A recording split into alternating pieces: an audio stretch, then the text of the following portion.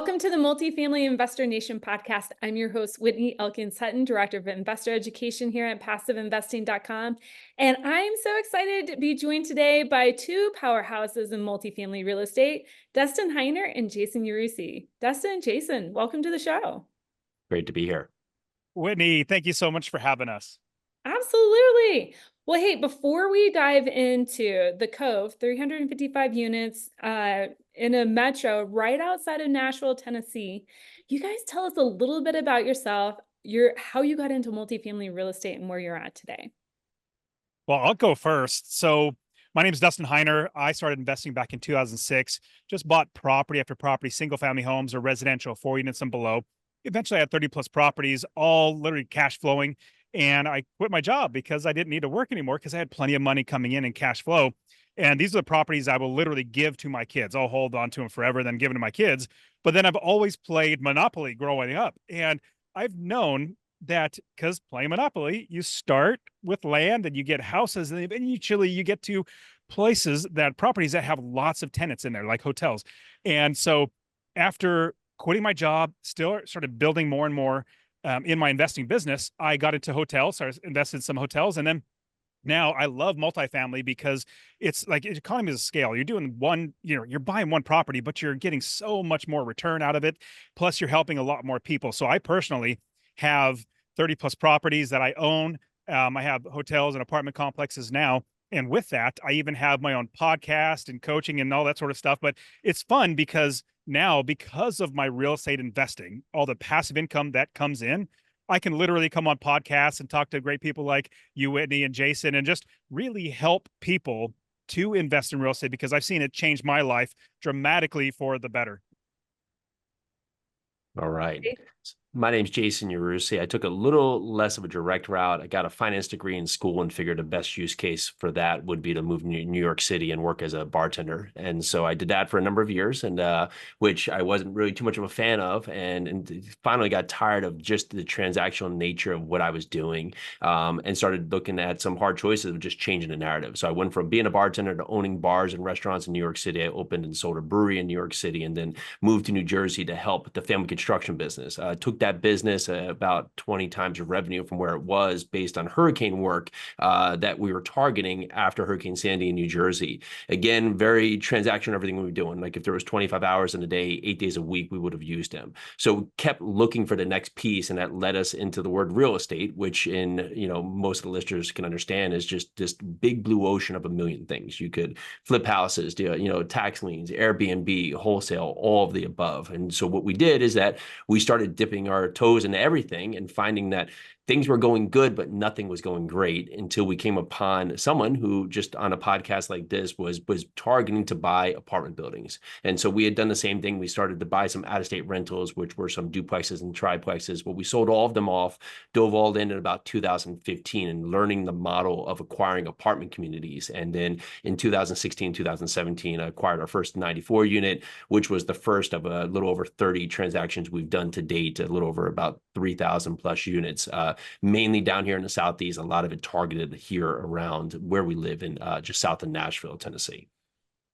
Awesome. Well, you guys, thank you for sharing your journey because I think so many of the listeners can resonate. But let's dive into the actual property. Let's start getting boots on the ground here. So we're talking about the Cove, 355 units, Nashville, Tennessee, right in Jason's backyard. When did you guys close on this property and what was the purchase price? Sure. Closed on it a little bit about a month and a half ago. It was $32 million. All right. And how did you find the property? When did you find the property? We've been active in this market since 2020. And through that, I was actually living in New Jersey. That's where I was born and raised before moving down here, right? So we decided to move down here just with, our little kids were out of school with COVID and everything, decided to make a change and move down here. Through that time, we've acquired, now coming up about 1,000 units in this market. We've made very good connections with brokers, with bankers that have just been our core network. And we've done very good just keeping to our word, buying deals, doing well with the deals, right? Continuing to move on and just doing right by those brokers. So we had this opportunity come through us through a broker builder who had this opportunity come to them because they've worked with basically the seller on the buy and sell side multiple times. And the seller was looking to sell on this property they've held since 2012 and 2013. It's 4 complexes that they acquired over the course of those 2 years because they were looking to move funds to another project that they had some needs for the funds on. He brought it to us just with the first look, saying that this is not going to go to market. They're looking for a solid group who would come in there and be able to close on this and just go through the process because of the timing of the need of those funds without much pushback. So we looked at the deal. At first, we were hesitant to go through because we were actually closing on another project side by side here in town as well. But the timing all worked out and we went full force and we were able to lock it up and move to closing. Awesome. Was there any other competition, or were you guys the sole group? There was 2 other groups that they had brought it to. It was us and 2 other groups. We were we'll say, I don't know the third group. The second group, I believe there was some bad taste because they had just retraded on another deal they had with this broker, and I kind of kicked them out of competition in there. And then for us, we already knew how we were going to go for the loan. We just had a very good business plan for what we'd come into. I think when we got on the phone with them, it was a pretty clean approach that they gave us the opportunity just because from A to B to C, we already knew exactly how we're going to do this because we had done this on multiple complexes here in the market. So it sounds like you won the deal based on experience and performance. So tell me how you structured the contract then. In terms of, in what regard? Like the purchase sale agreement, like the number of days of due diligence, number of days to close. Were there any extensions, earnest money? We did. So there was hard earnest money up front, and then there was a part where we had a 30-30-30 with a 30-day due diligence, 30 days for close, and a 30-day extension with if we wanted the extension, we had another amount of earnest money that would go up that would also be hard. So we did have to use that extension. We had a Fannie Mae loan with the project, and it just in terms of it's part on us, part on just timing of the deal. We were really tracking the market, tracking the treasuries, just trying to wait for things in our favor. So we went into the extension with the timing here of thinking that we wanted to rate lock based on, we took the gamble on some of the news come out and it paid in our favor because treasuries dipped and we got the rate at about, I think 5.89% is where we locked that rate in the deal. Awesome. Well, also before that, we underwrote it at, was it 6.18? And so we have it was a great reason to hold off just a little bit because we saw that the Federal Reserve is looking to lower rates, and we see that they're going to be doing that. September, they're supposed to lower rates, which is even better. So it was a really good, almost educated gamble, trying to do that. But then that's also much more. I mean, for a $32 million loan, that's a lot of money in our pockets just saved because of the interest. Absolutely. And we'll talk more about the actual interest and the loan terms here in a second. I want to stay focused on the purchase part. So we understand the purchase sale agreement. We understand what kind of helped you win the deal. Let's move into the early days of due diligence. When did you walk the property, and did you walk every single unit? Yeah, we always walk every single unit. It's just you should walk every single unit. You're putting on a large investment. Typically, if you're bringing on investors for your nature of your investors, you should also do this. And you also want to do this.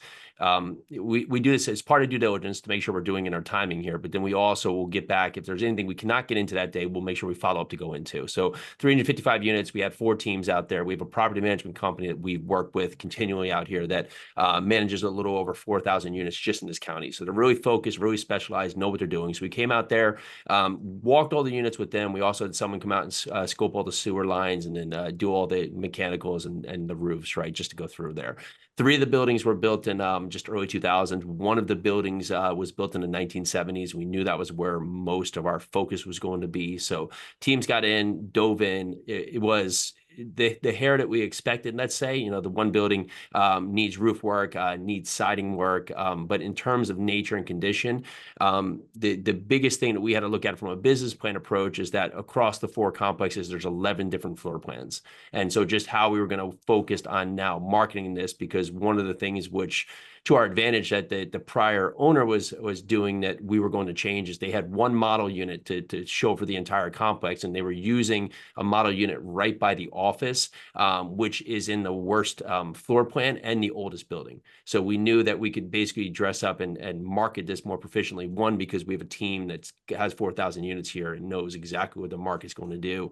And two, because with so many units available and just the turn of these units, our anticipation is we're going to turn about 50% of them in year one, is that we're going to go out there and push it where we'll just take a tenant to their unit and be able to put that unit back online. So as part of due diligence, the couple things that came up, they had off the freeze. We had 2 freezes, which Tennessee is not massively set up for freezes. We had a freeze last winter and the winter before. They had 2 leaks in 2 of the complexes that affected, I think, a total of about 15 units.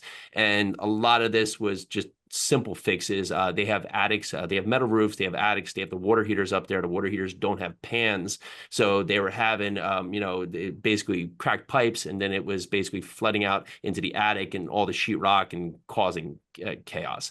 So we're fixing that by insulating the attics, putting pans in there and going through those. But that was really the biggest piece that came up.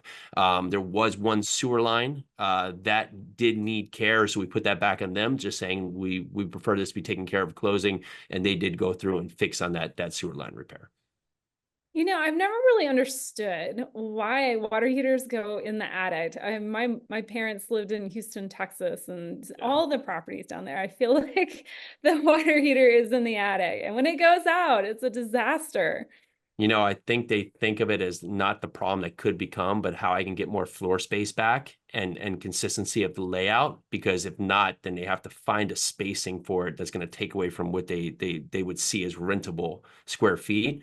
But they don't think about the back end problem, just to not have pans and just the installation factor of it. It creates chaos in a way, because one of those, one busted water heater in an attic takes out 3 units, right? Oh, and so it's a mess. Oh, Well, such a and mess. with my single family homes, I have 30 plus properties. I mean, a water heater literally has water in it, and it eventually rusts. It just always happens.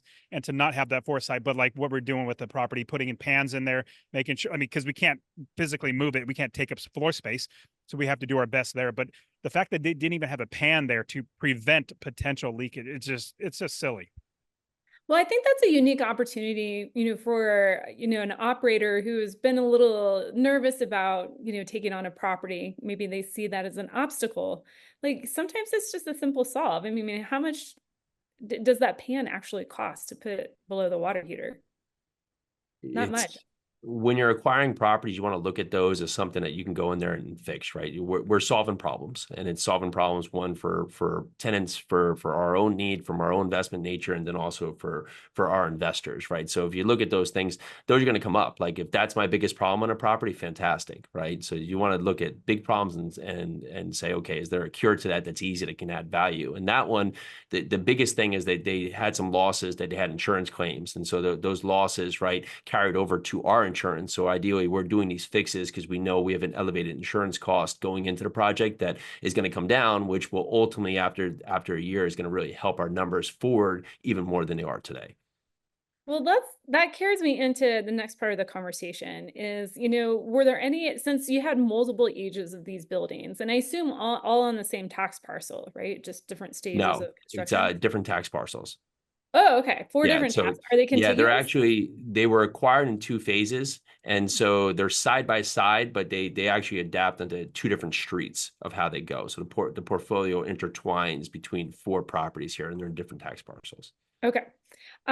So for insurance purposes, tell me how that went. I mean, you've had these previous insurance claims, that is something that a lot of investors are trying to mitigate right now in today's market. Not only the interest rate, we are, that's not lost on anybody here in the conversation, but like, how can we lower insurance? How can we lower the taxes? You bought a property here knowing that the insurance was high. How did you mitigate this situation? So just straightforward. It's simple supply and demand right now. A lot of carriers in the insurance market have dropped out, right? They don't want the exposure. They've had a lot of losses, and typically they share these losses. They pulled out a lot of the market. So you have a lot of carriers who are not going out there to broker to offer insurance on what they'll deem as older assets. Some before even 2000, which a lot of properties ago. So that causes a lot of pain here on us as the insured, because with less players in the market, they're going to ask for more premium because they have more exposure, right? So we've seen that across our portfolios. I've had 25 to 30% increases, and at best I've had 2 or 3%, but the majority of them I'm seeing 10 to 15% increases across our portfolio.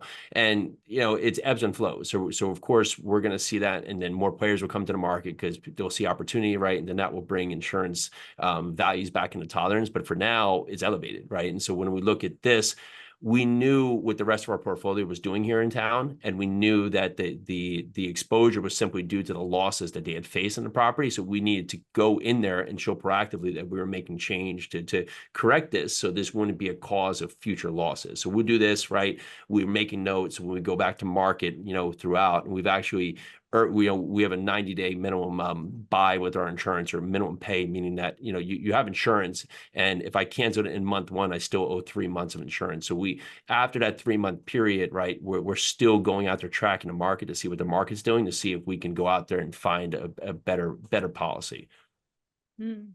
Well, let's shift to the financial due diligence. You have 3 buildings or 4 buildings here, various ages of renters, I'm sure, in those buildings. How did the financial due diligence go here? What did you do? In terms of tenant profile, so you go there and do a lease audit, right? So standard part, we go there, run throughout the lease audit.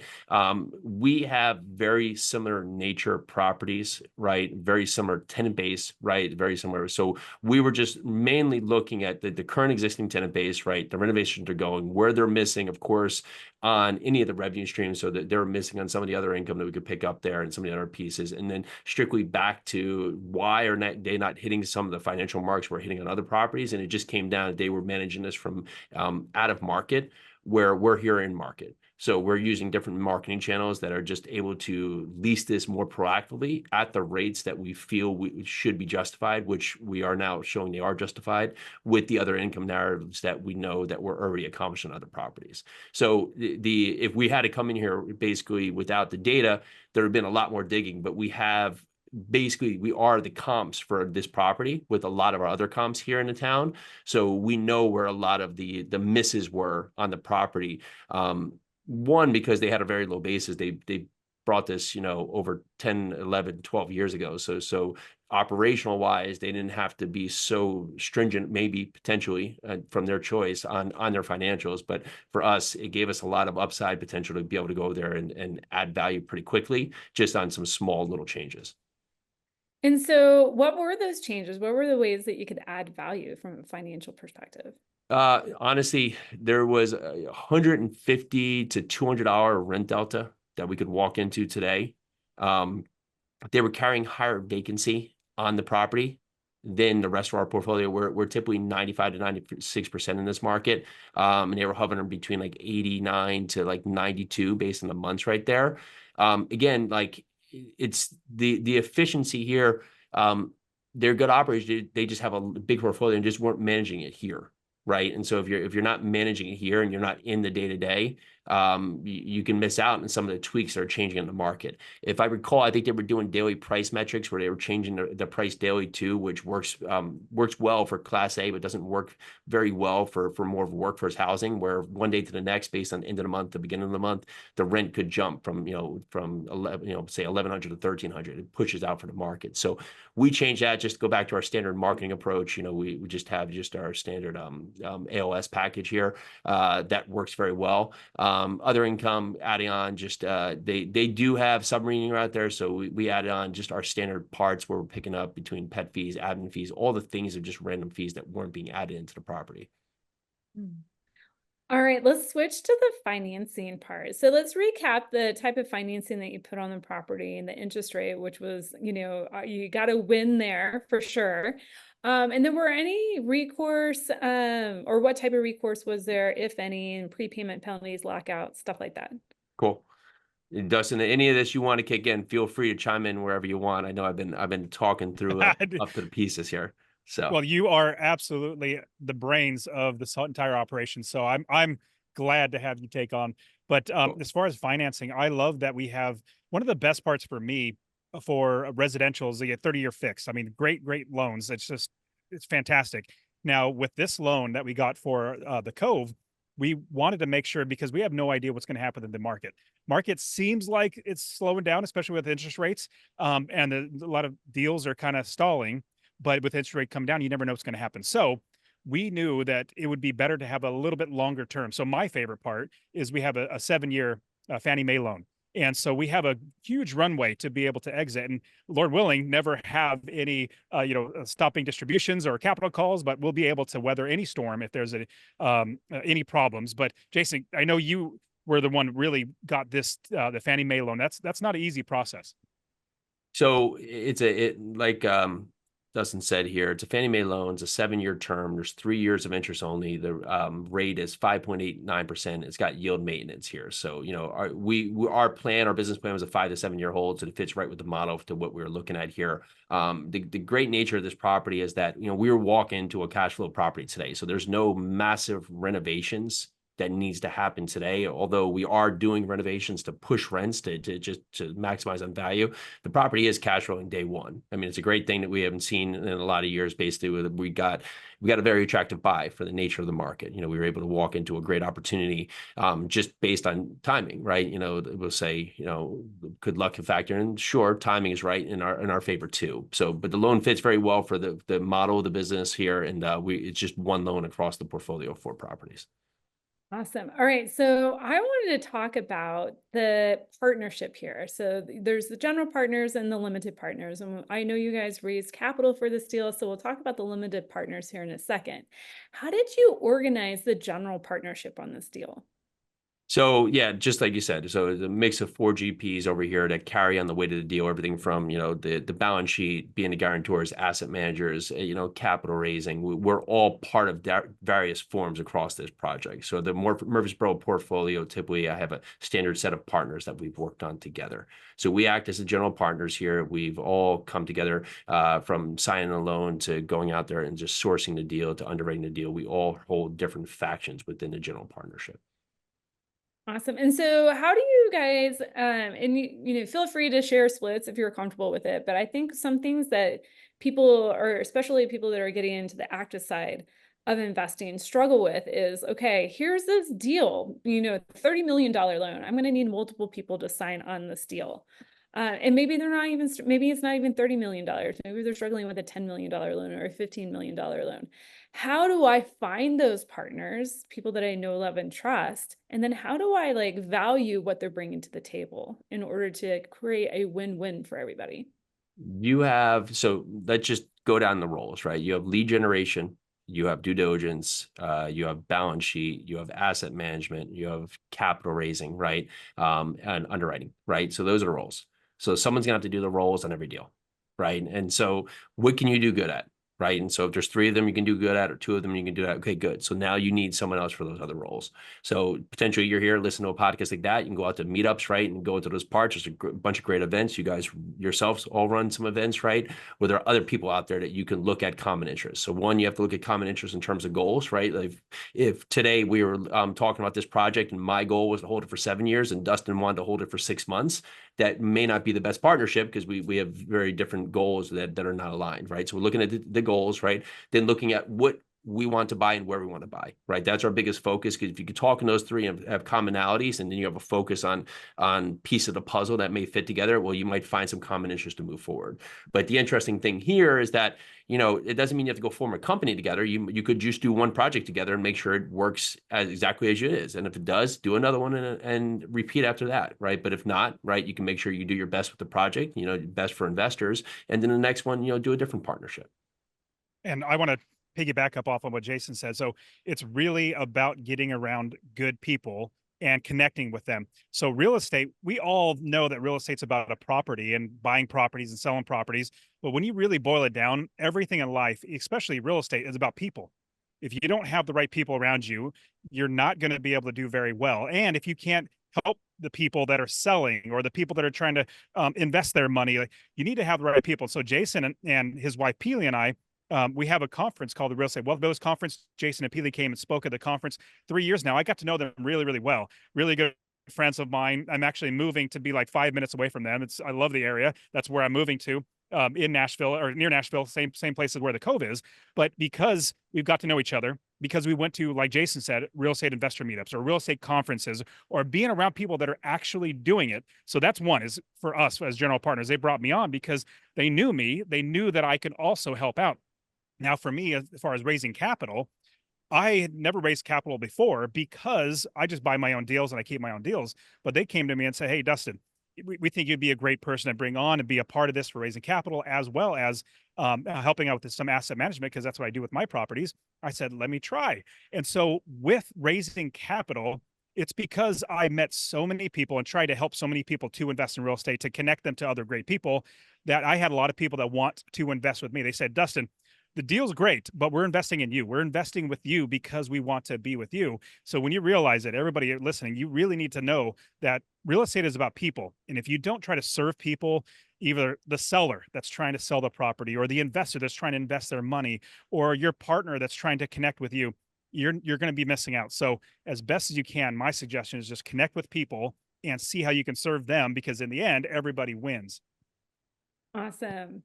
Well, let's talk about how you served your limited partner investors then. So how did you structure the deal for your limited partner investors? So 8% preferred return, 80-20 split, right? And so 80% to the limited partners. And so a very simple, just single asset LLC that was created, and all the members are part of that, between the Class A, which are the limited partners, and the Class B, which are the general partners.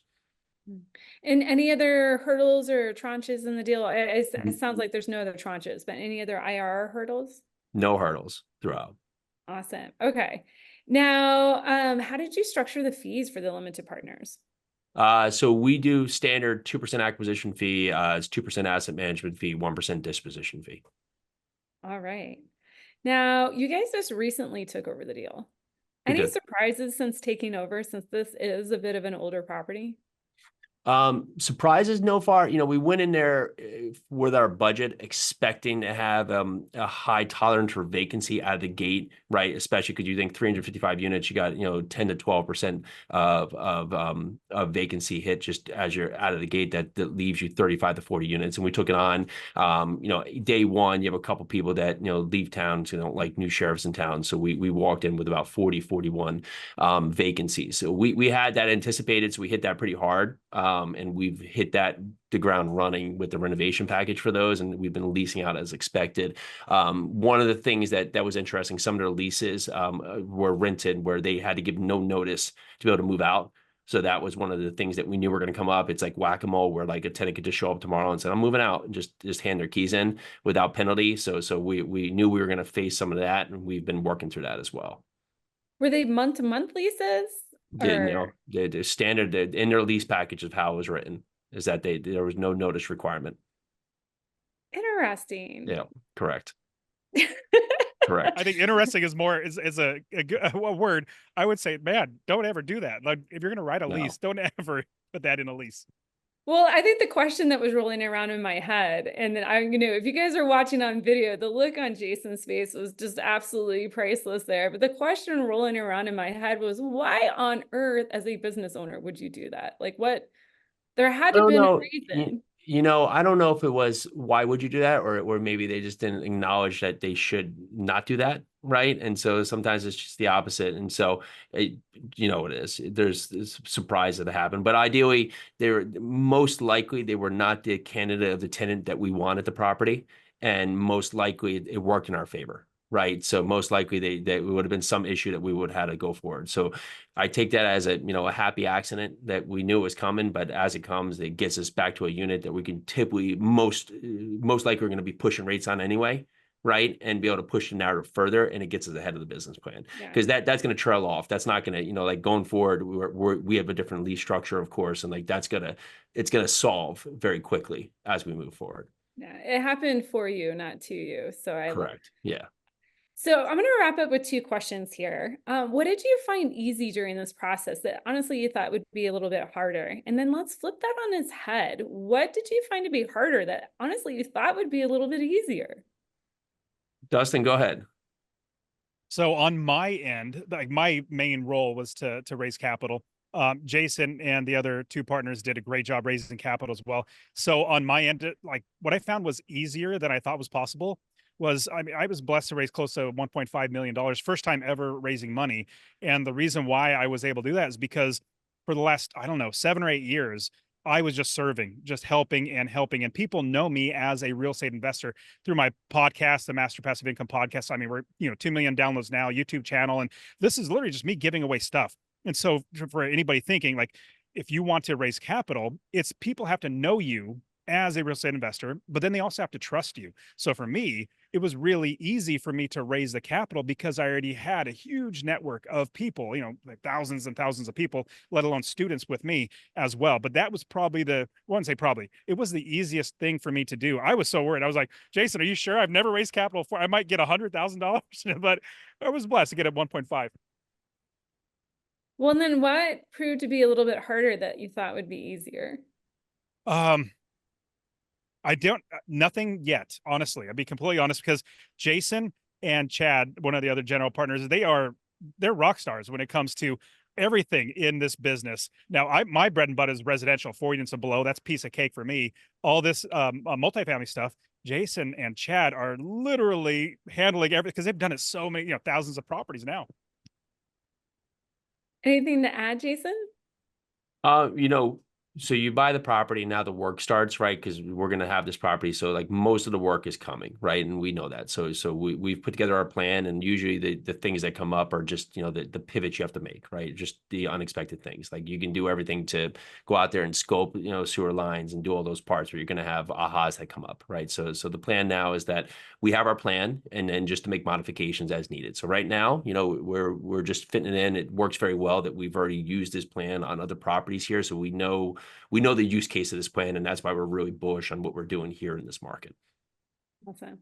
Well, Dustin, Jason, thank you both for sharing your knowledge and wisdom with us here today. If listeners want to reach out to you, how can they do so? I'll go first. So yeah, you can find me, Master Passive Income Podcast, YouTube channel, all that sort of stuff. You can also find me on Instagram. Surprisingly enough, I actually enjoy Instagram. Reach out to me, send me a DM. I love talking with people on there. But the Dustin Heiner, THE Dustin Heiner. And no, Whitney, I'm not that arrogant, being the Dustin. It's the only handle I could come up with.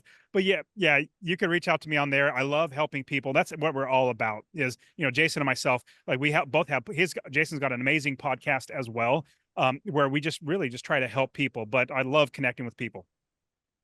Perfect. You can go over if you want to learn more about our company, what we've done, what we're doing now, what we've done in the past. You can find us at Yarusi Holdings, YARUSI Holdings.com.